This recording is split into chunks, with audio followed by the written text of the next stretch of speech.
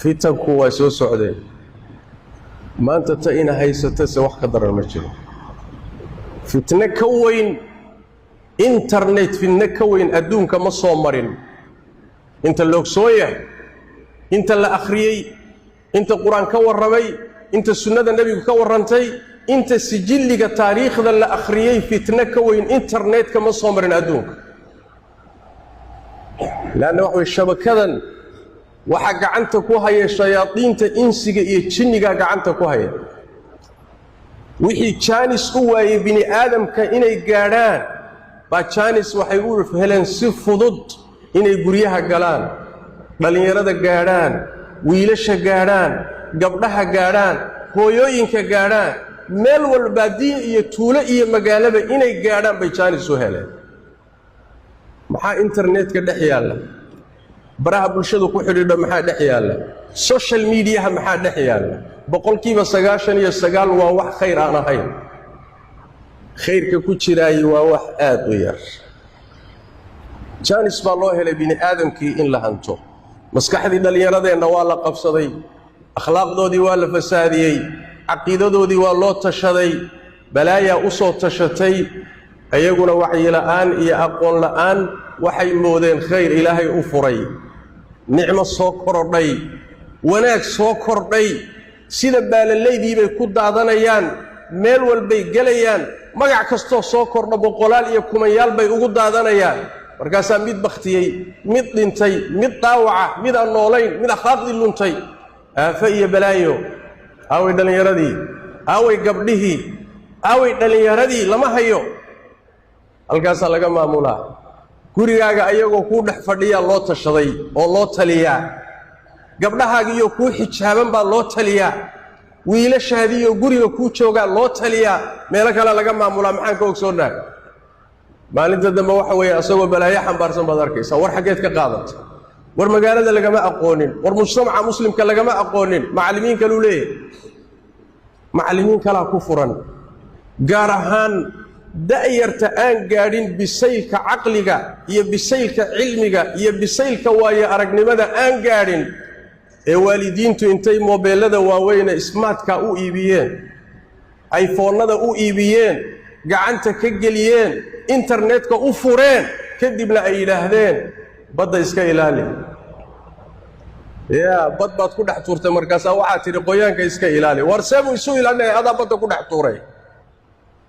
aafadii ugu weynayd baa maanta ina haysato laakiin waxaa musiiba inaynaan fahansanayn oo inaan ku baraarugsanayn aaway dhalinyaradii cilmiga sharciga baranaysay aaway dhalinyaradii iskuuladii iyo jaamacadaha dhiganayay aaway dhalinyaradii shaqaysanayay wax soo saarayay ee dadka anfacayay baalkaas ayna qabsaday aaway hooyadii guriga maamulaysay caruurta tarbiyeynaysay guriga ka shaqaynaysay waa la haystaa balaayo kala haysato balaayaa u tashanaysa intii guriga wada joogtay oo gurigu ka dhaxeeyay labada odayga iyo xaaska iyo caruurta ahaa meesha la wada fadhiya laakiin wadaba channel khaas ku jira mid walba qolo kale sheeko la wada shirkooda wada jooga laakiin waa la kala haystaa qoloba qola haysata oo warkoodii iyo sheekadoodu ku socotaa meeshana waxa way jirkii baa wada jooga aafa ka weyn inama haysato ilaahay tabaaraka wa tacaala fitanka haynaga badbaadiyo waxa la doonayaa da'yarta muslimku inay ku baraarugto internet idinku malihidin idinku maydan samaynin caqiido wanaagsan looma samaynin akhlaaq wanaagsan looma samaynin mujtamac dhisan looma samaynin qoys isku hagaagsan looma samaynin dad aakhara u socdo looma samaynin dad ilaahay rumaysan iyo aakhara looma samaynin waxa loo sameeyay adduunkan in lagu kharimo bini aadamkana shayaadiin loo hogaamiyo seed uga badbaadi marka seebaad boqolkiiba halka ku jira aad ugala bixi kartaa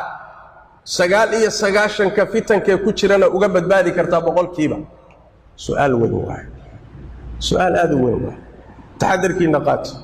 ilaahay ka baq diinta ku dhaga fitanka ka fogaada ha raadsanina balaayo lama raadsado ha raadsanina ha gelina wixii idinka anfacaya oo aad u yar meeshaad ka qaadan lahayd fahan haddaad ka maarmi weydo لكن مواقعدا أتكل بمد أجوريسو أتكل بمد داوانيسو أتكل بمد آديسو